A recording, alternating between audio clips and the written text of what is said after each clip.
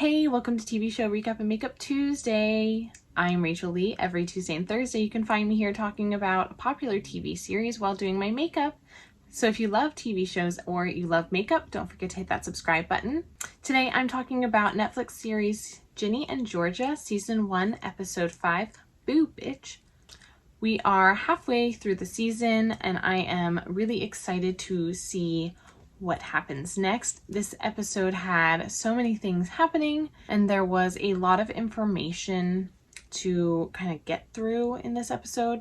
I actually really enjoyed this episode and didn't want to stop watching. I didn't want this episode to finish for the first time in this show for me. There wasn't much about this episode that I didn't like, but if you stick around, you can hear my thoughts on episode 5.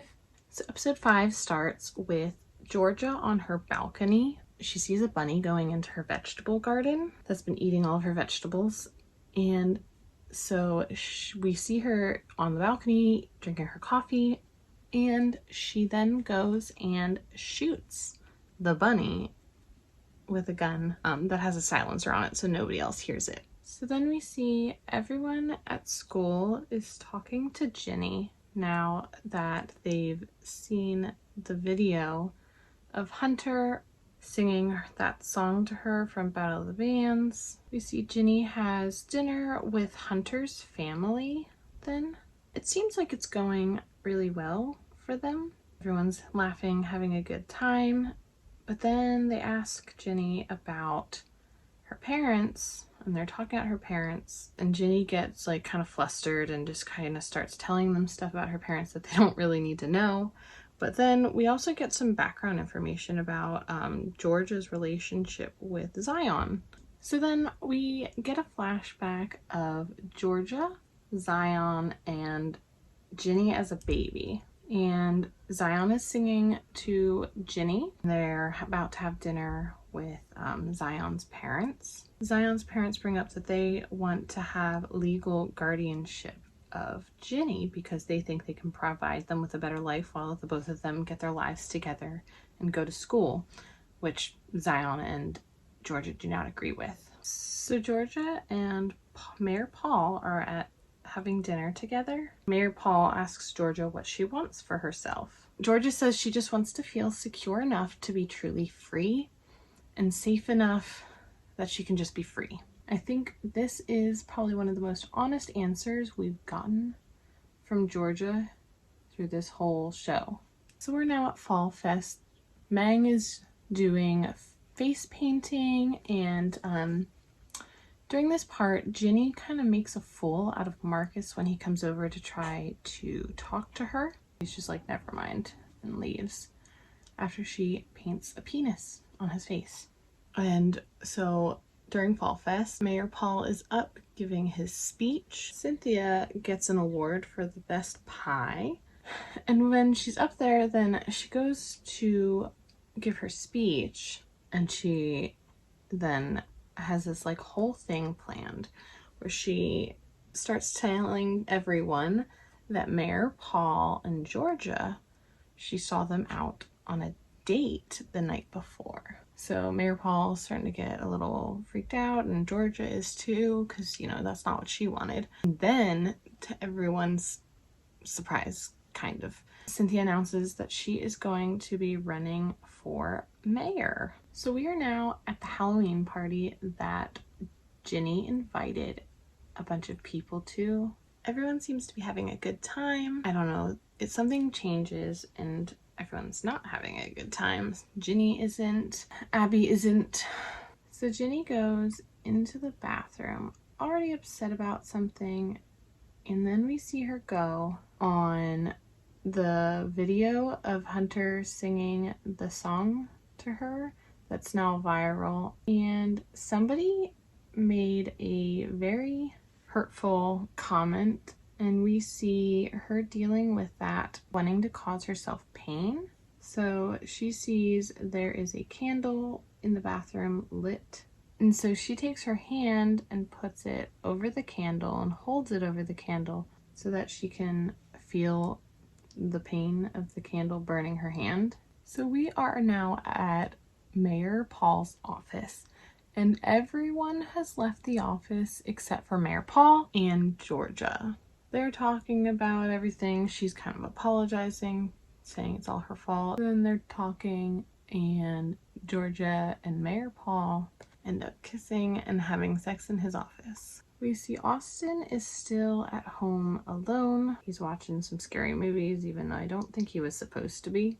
And then while watching these scary movies, he starts thinking it sounds like there's somebody in his house. So he starts looking around and he sees that his front door is actually open.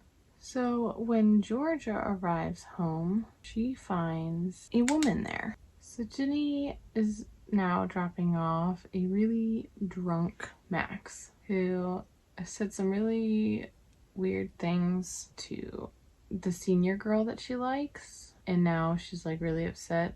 She got herself really drunk and she's really upset because she said some things, and now the girl doesn't seem like she likes her.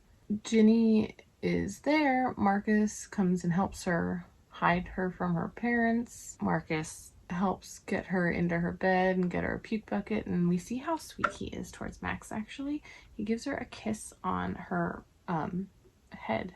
While there, Ginny talks to Marcus and is like, hey, I'm really sorry about leading you on. I shouldn't have sent that picture to you. Can we just be friends? And Marcus is like, yeah, of course. And she apologizes for being really mean to him. So Ginny arrives back home with her mom and Austin, but when she gets there, that woman from the cafe is there, and she's there with her son in the living room with Georgia and Austin. And Georgia's like, hey, Ginny. Georgia says, this is your Aunt Maddie. And Ginny's like, no. And Ginny starts freaking out. She's yelling at Georgia, and she's like, nope. You told me you didn't have any family. You told us your parents were dead and that you had no other family. And Ginny's Aunt Maddie's like, yeah, no, our parents are definitely not dead, which makes her even more upset. So Ginny yells a bunch, and then she says to Georgia, I don't want to leave. These are my friends. I've actually made friends. You promised it would be different. I don't want to be trash like you, which is really mean and hurtful. Ginny is just really upset with Georgia now. I mean, as a teenager, why wouldn't you be? Your mom lied to you, telling you that she had no family, which was not the truth. She had family. So there is a flashback of Georgia and Ginny. And this is Georgia leaving Zion's parents' house in the middle of the night. We also see her steal cash from Zion's mom's purse. I'll be right back. I am going to go do my eyelashes. So we flash forward and we see that P.I., Kenny's ex-wife, hired, and he's outside the house watching it. So the episode ends with Austin at school in his classroom, and Cynthia's son, his bully, comes over and says to Austin, my mom says your family's trash, which really upsets Austin. Cynthia's son, the bully, goes back to his seat. Austin gets up and goes to sharpen his pencil, and he gets it really sharp, and then we see him walk over to his bully, and it looks like he's going to stab him in his hand with the pencil, but that's where the episode ends. It cuts off, so we don't actually know what happened there. There was so much information in this episode. There was so much to take in. I really enjoyed this episode.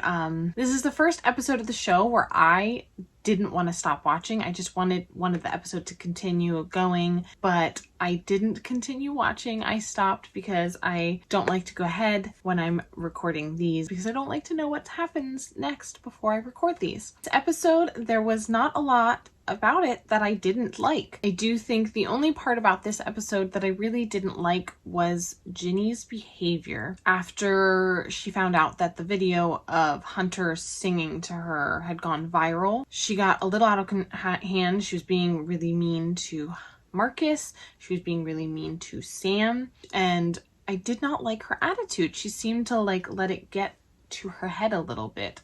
The parts that I am really enjoying in this show is that they give a storyline to so many different ways a person can harm themselves. I know in a lot of shows we see self-harm being cutting yourself, but in this show we're seeing everyone coping with their insecurities in a different way. We're seeing Max, who is using alcohol to hide her feelings when she can. We're seeing Abby when she gets made fun of for her thighs. She's duct taping them and trying to make them appear smaller. We're seeing Georgia, who is using burning to harm herself, to make her feel something. All of these things are extremely important things and things that we should be talking about, especially for the age range that those characters are. Learning how to cope with those feelings without the use of harming yourself is extremely important, or using band-aid fixes for those feelings.